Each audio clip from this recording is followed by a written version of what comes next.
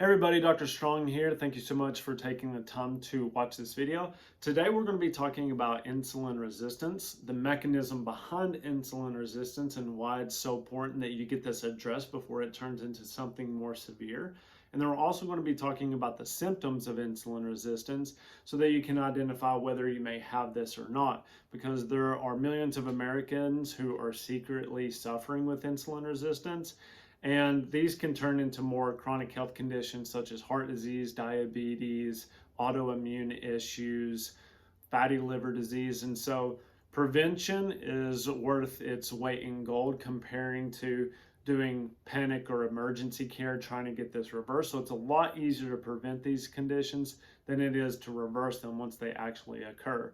So we're going to be talking about all of that. Plus, we're going to be talking about some natural methods that we can use in 2023 to reverse this naturally, to get it stopped naturally, and how to do it as quickly as possible. And that we're going to be talking about 3 easy steps to do so. So I made a video in the past about this, covering how you can reverse insulin resistance or take care of it when you eat carbohydrates, drink alcohol, or sugar. And so we're going to be talking about those similar ways because some of those haven't changed. But I really want to dive in a little bit deeper to the nutritional component, how you can take care of this. So please like, share, and subscribe to my channel. That helps me reach as many people as possible to, achieve my goal of helping people reverse their chronic conditions so that they can have the highest quality of life as possible. So thank you for everybody who helps with that. Now, when we're talking about insulin, insulin helps glucose or sugar enter into the tissues in the body to give you energy. And so with insulin resistance, what happens is that glucose stays in your bloodstream, so it can't enter the tissues to give you energy. So that can look like that you're fatigued all the time, even when you eat, or you feel like you're eating a healthy, steady diet. If you've got this insulin resistance going on, then you will have chronic fatigue type syndromes, and that's typically what we see. And so that's as simple as you can make it, is that glucose in your bloodstream, and this is when type 2 diabetes becomes more prominent, and you see chronic body inflammation because the glucose stays so high, and you get a process called glycation, which is where it binds to proteins to cause issues throughout the body. And that's when you start seeing like blurred eyesight, you can start having numbness, tingling, burning sensations throughout the body. It can lead to PCOS, obesity, cardiovascular disease, non-alcoholic fatty liver disease, and then PCOS in women is a very common occurrence. So if you know anybody with any of those issues, a lot of the times they were insulin resistant before this happened. And so with a lot of our patients, we're having to work backwards with them from a dietary and supplemental standpoint to get those conditions managed, to get them reversed, get them off their medications, and then get them living a healthy lifestyle. So that's the challenge when it comes to insulin resistance, is just creating awareness of why it's happening and nutritionally what you're doing to make this happen. So when we talk about different ways to affect this and to reverse it, diet changes is one of the biggest ways that we can actually prevent this from occurring and get it stopped. So when I'm talking about doing this, a lot of times we'll have people do keto diets for the short term. We don't have them stay on it long term, or carnivore diets if they have some really bad autoimmune issues and they can't handle even plants because their guts are so destroyed from the chronic inflammation and simple sugars. But typically a Mediterranean style diet is what you want to aim for when you're talking about reversing these insulin resistance issues. And that's going to have a lot of fiber and fat in it, and good fats. So you want to avoid trans fats. Saturated fats are okay as long as they're coming from like a meat source or an egg source, or any of your like avocados or anything like that, or your nuts and seeds. Those fats are fine. And so fats and fiber will actually help reduce the insulin spike and the blood glucose spike. So by adding those into your meals, you can actually help give your body a slower metabolism rate of those processed sugars. So instead of getting this huge spike in blood glucose, what you see is you see maybe just a small spike and then you see it kind of even kilter. So you get this steady state response that gives you a more stable energy throughout the day. Plus, it's not causing all of the damage that you get, because if you have insulin resistance and you get these huge glucose spikes, then what will happen is that you don't have enough insulin to push that glucose in the cells. And so it then either gets stored in the liver, that's when it looks like non-alcoholic fatty liver disease, or it gets stored around the hips and the thighs, typically where people have fat accumulation. And nobody wants that, right? We all want to be skinny, we all want to be healthy. And so one thing about that, if you're having this fat accumulation, that will greatly affect your testosterone levels, because the more fat cells you have, the more estrogen you will produce. And so all of your cholesterol is going to get converted into estrogens. And so that's when you see men having low libido, low energy, low sex drive. They have low energy, they have decreased muscle mass. And so that's a huge component when maybe it's your husband, your son, or somebody else in your family that is struggling with that. A lot of the times they could be insulin resistant due to poor nutrition.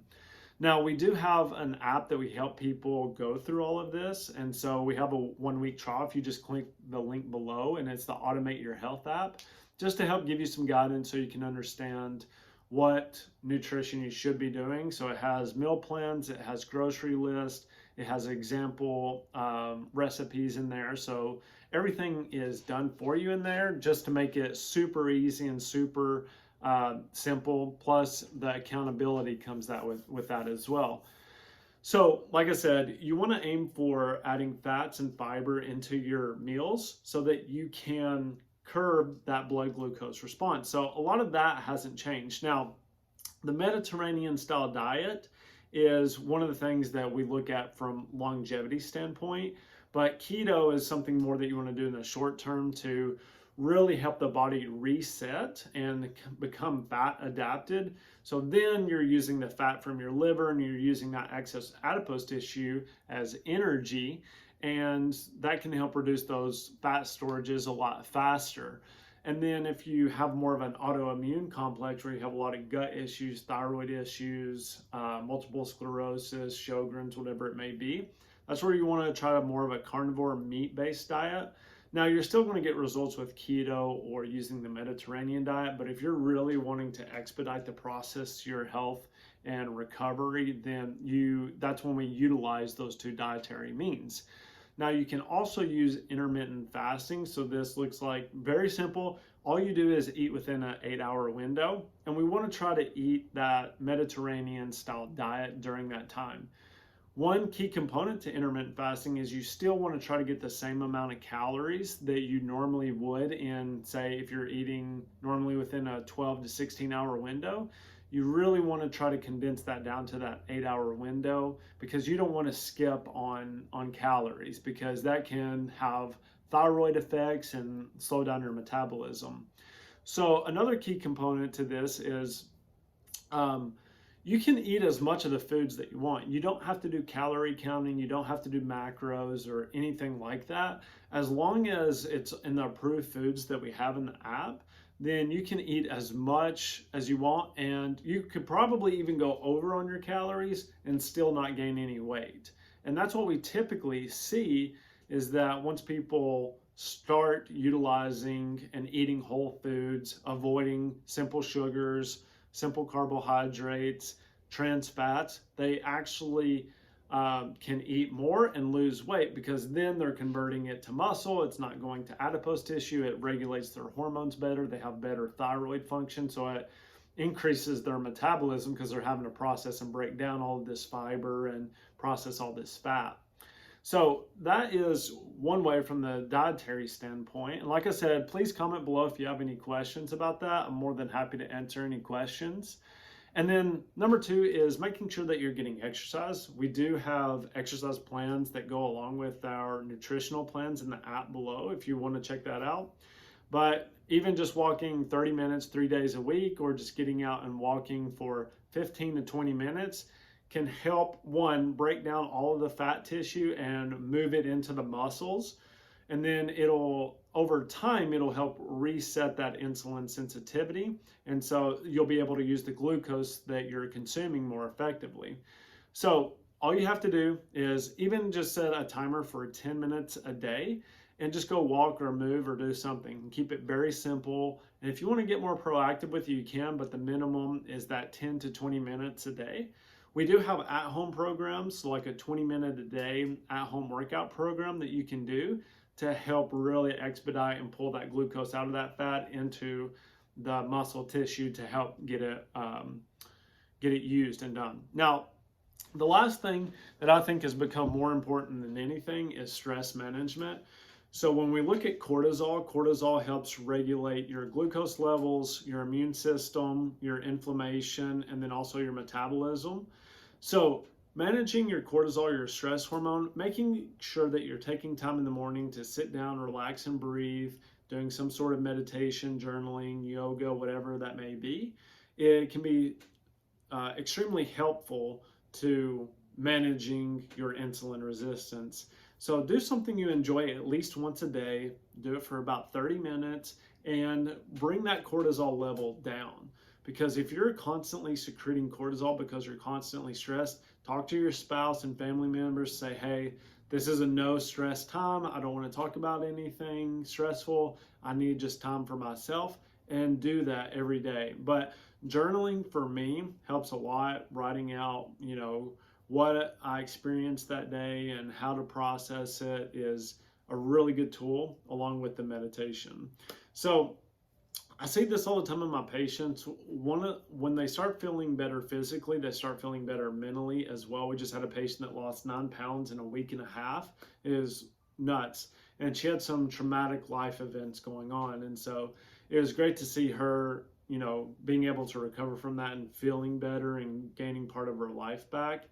So you really have to focus on, your diet is a main constituent when we're talking about insulin resistance and managing this. But the other 2 steps are very important as well. But like I said, if you need guidance, the app is below to help you along with this. And so diet, exercise, and then stress management, 3 key components that you can really use to expedite the healing process and reverse insulin resistance to make sure you don't develop heart disease, diabetes, fatty liver, PCOS.